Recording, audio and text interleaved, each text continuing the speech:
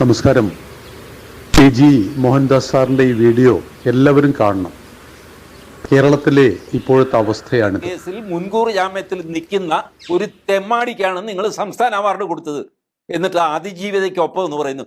നാണമില്ലേ നിങ്ങൾക്കൊക്കെ? അതിജീവിതയ്ക്കൊപ്പം എന്ന് പറയുന്ന ആളുകൾ ഈ വേടന്റെ കാര്യം വന്നപ്പോൾ ആരുടെ കൂടെയാണ് നിന്നത്?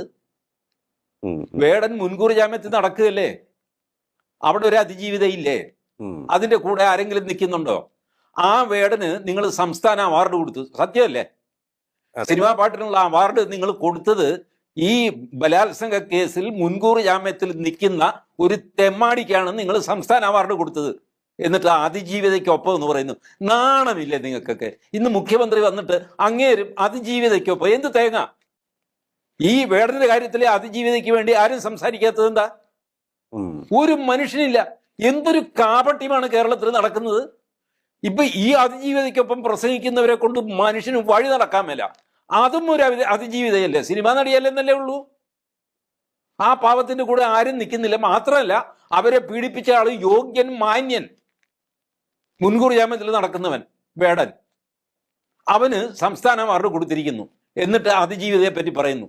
ഇത്രയും കാപട്യം നിറഞ്ഞ ഒരു സമൂഹം കേരളത്തിലല്ലാതെ വേറെ എങ്ങും കാണാൻ പറ്റില്ല. ഞാനിത് ചോദിക്കില്ല, പറയില്ല, അത് ലിയോ എന്നെ കൊണ്ട് പറയിപ്പിക്കുകയാണ്. നൗ ടെൽ മീ, നിങ്ങൾ എവിടെയാണ് അതിജീവിതയ്ക്കൊപ്പം നിന്നത്?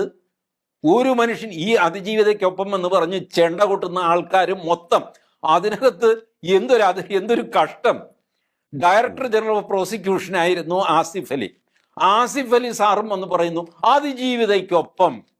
എന്താ വേടന്റെ കാര്യത്തിൽ ആസിഫ് അലി സാറിന് നാക്കില്ലാത്തത്? ഞാൻ മാന്യന്മാരുടെ ഒന്നും പേര് പറയുന്നില്ല. ഈ അതിജീവിതയ്ക്കൊപ്പം എന്ന് പറഞ്ഞ് ക്യാമ്പയിൻ നടത്തുന്നത് മുഴുവൻ കാവടികന്മാരാണ്. അല്ലെങ്കിൽ ഈ വേടന്റെ കാര്യം വന്നപ്പോൾ ഇവർ ശബ്ദം ഉയർത്തണമായിരുന്നു. എവിടെ പോയി ഇവരുടെയൊക്കെ ശബ്ദം? എവിടെ പോയി ചാനലുകാരുടെ ക്യാമ്പയിൻ? എന്താ അതിജീവിതയ്ക്ക് കുഴപ്പം? സിനിമാ നടി അല്ലാത്തത് കൊണ്ടോ? കാപട്യത്തിനും ഒരു അതിര് വേണമല്ലയോ? എന്തിനും വേണം ഒരു മര്യാദയൊക്കെ. നിങ്ങൾക്ക് ഇഷ്ടപ്പെട്ട ഒരു അതിജീവിതയെ കിട്ടിക്കഴിഞ്ഞാൽ നിങ്ങൾ ആഘോഷിക്കും. അല്ലാത്ത അതിജീവിതയ്ക്കൊന്നും നാണവും ഇല്ല, മാനവും ഇല്ല. അവരെ പീഡിപ്പിച്ചവനെ നിങ്ങൾ ആഘോഷിക്കും. This is what is happening. Outrageous. എന്തൊരു കഷ്ടമാണ്. എങ്ങോട്ടാണ് ഈ സമൂഹത്തെ കൊണ്ടുപോകുന്നത്? കുറെ മാന്യന്മാർ കൂടിയിട്ട് TV ചാനൽ നിങ്ങളുടെ കയ്യിലുണ്ടെന്ന് വിചാരിച്ചിട്ട് നിങ്ങളുടെ സൗകര്യം പോലെ അതിജീവിതയെ ആക്കാം, അല്ലെങ്കിൽ നിങ്ങൾക്ക് വേട്ടക്കാരൻ്റെ കൂടെ കൂടും. മഹാ കഷ്ടമാണ് ഇതൊക്കെ. ആരും ചലഞ്ച് ചെയ്തില്ല. WCC പോലും ചലഞ്ച് ചെയ്തില്ല വേടൻ അവാർഡ് കൊടുത്തപ്പോ. എന്തൊരു കഷ്ടം. തമിഴ്നാട്ടിൽ വൈരമുത്തുവോ ആരോ, അങ്ങേരുടെ പേരിൽ ഒരു മീറ്റു കേസുണ്ട്.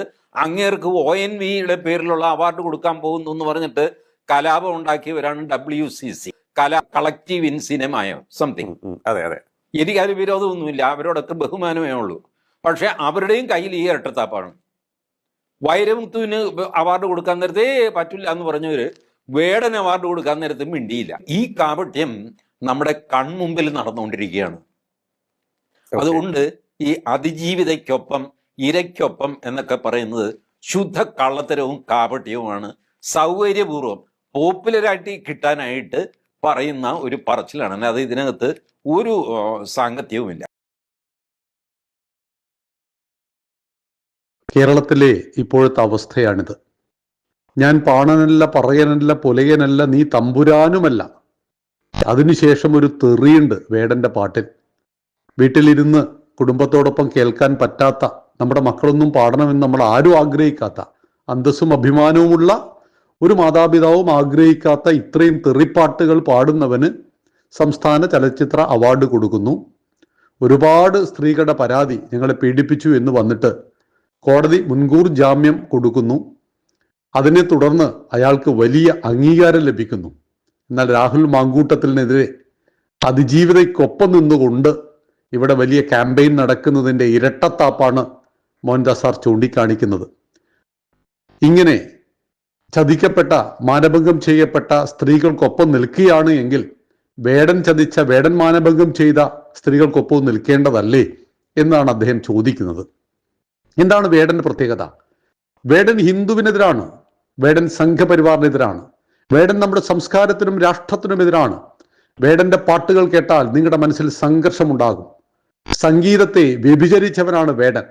സംഗീതത്തെ അക്രമത്തിനു വേണ്ടി ഉപയോഗിക്കുന്നു, സംഗീതത്തെ വിഭജനത്തിനു വേണ്ടി ഉപയോഗിക്കുന്നു, സംഗീതത്തിലൂടെ ആളുകളെ മയക്കുമരുന്നിന് അടിമകളാക്കുന്നു, സംഗീതത്തെ പേക്കൂത്താക്കി മാറ്റുന്ന ഒരാളാണ് വേടൻ. ആ വേടന് കേരളത്തിൽ ഇന്ന് വലിയ സ്ഥാനമില്ല. വളരെ വേഗം വന്നു, വളരെ വേഗം പോയി. 6.5 ലക്ഷം രൂപയായിരുന്നു വേടന്റെ ഒരു പ്രോഗ്രാമിന്. ഇന്ന് വേടനെ ആർക്കും വേണ്ട. കാരണം മടുത്തു പോവും, അറപ്പുണ്ടായി പോവും നമുക്ക് 1-2 പാട്ടുകൾ കേൾക്കുമ്പോഴേക്ക്. പക്ഷെ വേടനെ ഹൈലൈറ്റ് ചെയ്യുന്നത് എഴുത്തച്ഛൻ പുരസ്കാരം മീശ നോവൽ എഴുതിയ ഹരീഷിന് കൊടുത്ത പോലെയാണ്. ഞാൻ ആ പുസ്തകം വാങ്ങി വായിക്കേണ്ടി വന്നു. അതൊരു ഗതികേടായിട്ടാണ് ഞാൻ കരുതുന്നത്. പൈസ കൊടുത്തിട്ട് ഇത്രയും വൃത്തികെട്ട തരംതാണ് ഒരു പുസ്തകം വാങ്ങേണ്ടി വന്നത് ഒരു ഗതികേടായിട്ട്. അതിൽ പറയുന്നു, ഹിന്ദു സ്ത്രീകൾ അമ്പലത്തിൽ പോയി തിരിച്ചു വരുന്ന ഹിന്ദു സ്ത്രീകളെ കാണുമ്പോൾ ഹരീഷിന്റെ 2 കഥാപാത്രങ്ങൾ പറയുകയാണ്, ഇവരെവിടുന്ന് വരുന്നു? ഇവർ അമ്പലത്തിൽ വരുന്നു. ഇവരെന്തിനാണ് അമ്പലത്തിൽ പോയത്? ദൈവത്തോട് പ്രാർത്ഥിക്കാനാണ്. അല്ല, ഇവർ അമ്പലത്തിൽ പോയത് ശാന്തിക്കാരനുമായിട്ട് ലൈംഗിക രതിക്ക് വേണ്ടി പോയതാണ് എന്ന് പറയുന്ന ഭാഗമുണ്ട്. അതിൽ എഴുത്തച്ഛന്റെ പേരിൽ, മലയാള ഭാഷയുടെ പിതാവ്, അധ്യാത്മരാമായണം കിളിപ്പാട്ട് എഴുതിയ ആ മഹാത്മാവിന്റെ പേരിലുള്ള പുരസ്കാരം കൊടുത്തത് ഈ ഹരീഷിനാണ്, മീശ നോവൽ എഴുതിയ ഹരീഷിനാണെന്ന് പറയുമ്പോൾ എത്രമാത്രം തരംതാണ് പോയിരിക്കുന്നു നമ്മുടെ നാട്. ഭാരതത്തിന്റെ പരമോന്നത നീതിപീഠമായ സുപ്രീം കോടതി തലനാരിഴകീറി പരിശോധിച്ചു. അഫ്സൽ ഗുരു എന്ന കൊടും ഭീകരനെ തൂക്കിക്കൊന്നു. 12 കൊല്ലക്കാലത്തെ നിരന്തരമായ പോരാട്ടത്തിനൊടുവിലാണ് അപരാധിയാണ് എന്ന് കണ്ടെത്തി തൂക്കിക്കൊന്നത്. അന്നത്തെ രാഷ്ട്രപതി പ്രണബ് മുഖർജി ദയാഹർജി മടക്കിയതിനു ശേഷമാണ് തൂക്കിക്കൊന്നത്. അന്ന് നമ്മുടെ നാട്ടിൽ ഒരു കവി ഒരു കവിത എഴുതി, പോറ്റിയുടെ കോടതിയിൽ പുലയന് നീതി കിട്ടുമോ? സച്ചിദാനന്ദൻ. ആ സച്ചിദാനന്ദനാണ് ഇന്ന് കേരള സംസ്ഥാന സാഹിത്യ അക്കാദമിയുടെ പ്രസിഡന്റ്. അയാൾ കോഴിക്കോട് അക്കാദമിയുടെ സംസ്ഥാന സമ്മേളനം നടക്കുമ്പോൾ 2 പേരെ കൊണ്ടുവന്നു. ഒന്ന് രാഹുൽ പശുപാലൻ, 2 കനയ്യകുമാർ. രാഷ്ട്രവിരുദ്ധനായ കനയ്യകുമാർ. ഈ രാജ്യത്തിന്റെ ഉള്ളിൽ അഫ്സൽ ഗുരുവിന്റെ 3ാം ചരമദിനം ആചരിച്ച ദേശദ്രോഹിയെ അവിടെ കൊണ്ടുവന്നു. രാഹുൽ പശുപാലൻ ചുംബന സമരം നടത്തി ഭാര്യയുടെ ഫോട്ടോ, നഗ്ന ഫോട്ടോ സോഷ്യൽ മീഡിയയിലൂടെ പ്രചരിപ്പിച്ച് ഭാര്യയെ മറ്റുള്ളവർക്ക് എത്തിച്ചു കൊടുക്കുന്ന, ആ വാക്ക് പറയാൻ പോലും എനിക്ക് മടിയുണ്ട്. അങ്ങനെയുള്ള ഒരാൾ രാഹുൽ പശുപാലനായിരുന്നു കേരള സാഹിത്യ അക്കാദമി അവാർഡിൽ, കേരള സാഹിത്യ അക്കാദമിയുടെ സംസ്ഥാന സമ്മേളനത്തിൽ ഒരു പ്രബന്ധ വിഷയം അവതരിപ്പിച്ചത് എന്ന് പറയുമ്പോൾ എത്ര തരംതാണ് പോയിരിക്കുന്നു നമ്മുടെ സാഹിത്യ ലോകം. പ്രതികരിക്കണമെങ്കിൽ ഹിന്ദുവിന് എതിരെ പ്രവർത്തിക്കുന്ന എല്ലാവർക്കും ഇവിടെ അംഗീകാരം ലഭിക്കുന്നു. ഹിന്ദുവിനിട്ട്, RSSനിട്ട് എന്തെങ്കിലും വാക്ക് പറയുന്നവൻ മതേതരവാദിയായി മാറുന്നു. ശശി തരൂരിനെ ഇപ്പൊ ആർക്കും വേണ്ട. കേരളത്തിൽ കോൺഗ്രസ്സുകാരനും ലീഗുകാരനും ശശി തരൂരിനെ വേണ്ട.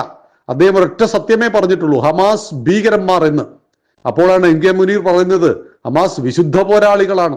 1400 ജൂതന്മാരുടെ തല കഴുത്തറത്ത് കൊന്ന, അവിടുത്തെ ചെറിയ കുട്ടികളെ ഓമലിട്ട് ചുട്ടുകൊന്ന, സ്ത്രീകളെ മാനഭംഗം ചെയ്തു കൊന്ന ഈ തീവ്രവാദികളെ, ഭീകരവാദികളെ ഭീകരൻ എന്ന് വിളിച്ചതാണ് ശശി തരൂർ കേരള രാഷ്ട്രീയത്തിൽ നിന്നും കോൺഗ്രസ് രാഷ്ട്രീയത്തിൽ നിന്നും ഔട്ടാകാനുള്ള കാരണം എന്നറിയണം. ഇതാണ് നമ്മുടെ കേരളത്തിന്റെ ഇപ്പോഴത്തെ അവസ്ഥ. ഇത് മാറണമെങ്കിൽ അധികാര സ്ഥാനത്ത് ഹൈന്ദവ ശക്തികൾ വരണം. ഇവിടെ അവാർഡ് കൊടുക്കപ്പെടുന്നതെല്ലാം ഹിന്ദു വിരുദ്ധർക്കും രാഷ്ട്രവിരുദ്ധർക്കുമാണ് എന്ന കാര്യം നാം ഓർക്കുക.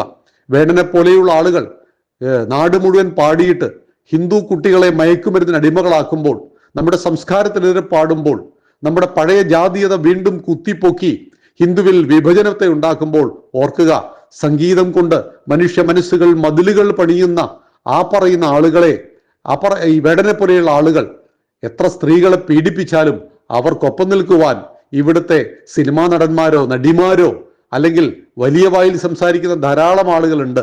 ഈ പറയുന്ന സിനിമാ നടിമാരുടെ എല്ലാം കൂട്ടത്തിൽ, സാഹിത്യകാരന്മാരുടെ കൂട്ടത്തിൽ അവരെ ആരെയും നമ്മൾ കണ്ടിട്ടില്ല. വേടൻ പീഡിപ്പിച്ച അതിജീവിതയ്ക്കൊപ്പം എന്നറിയുക. മോഹൻദാസ് സാർ മനോഹരമായിട്ട് അത് പറയുകയാണ്. എല്ലാവരും ഒന്നുകൂടി കേൾക്കുക. നന്ദി, നമസ്കാരം.